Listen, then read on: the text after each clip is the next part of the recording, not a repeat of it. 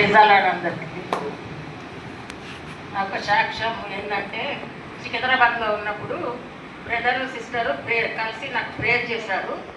నాకు చాలా ఏళ్ళ నుంచి ఒక పెద్ద సాతాను నన్ను చాలా శోధించేది. ఏం రాత్రిలో నిద్ర రాకుండా ఏం చేసినా అర్థం కాదు, ఏం చేయాలా, కాలు చేతులు నొప్పులు, అసలు సోమవేతనంగా ఎట్లా అంటే హుషార్థనం ఉండకపోతుంది. కానీ ఆ రోజు బ్రదర్ చాలా ప్రేయర్ చేశారు నా గురించి. అప్పటి నుంచి ఇప్పుడు వరకు నాకైతే ఏం లేదు. ఇప్పుడు నేను బాగానే ఉన్నాను దేవుడి దయల్లా.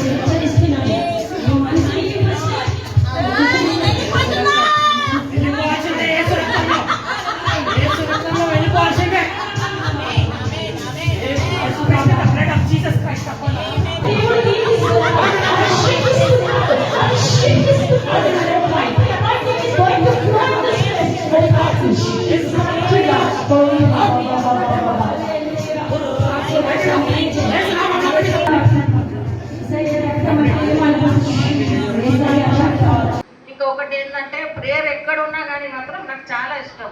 వాక్యం వినాలా, ప్రేయర్ అంటే చాలా ఇష్టం. ఎక్కడైనా వెళ్ళిపోతాను నేను. ఇప్పుడు ఈ రోజు ఏమైందంటే అప్పటి నుంచి వెయిట్ చేస్తూ ఉన్నా. నాకు కాళ్ళు నొప్పులు ఉండేది. నేను ఎట్లా వస్తాను దేవుడా, నేను రావాలి ఇక్కడి.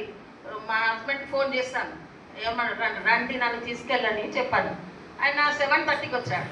అయ్యో అయిపోయిందేమో వాక్యం అనేసి, సరే అమ్మ నడువు వెళ్దామా అంటే సరే అని వచ్చాను. వచ్చి ఇక్కడ అడుగు పెట్టాను. లోపల ఈ కడుపు నొప్పి ఉన్నట్టుండి సడన్గా స్టార్ట్ అయిపోయింది. అప్పటి నుంచి లేకుండే సడన్గా స్టార్ట్ అయిపోయింది. తర్వాత ప్రార్థనలను ఏకమించి ప్రార్థన చేసుకుంటూనే ఉన్నాను.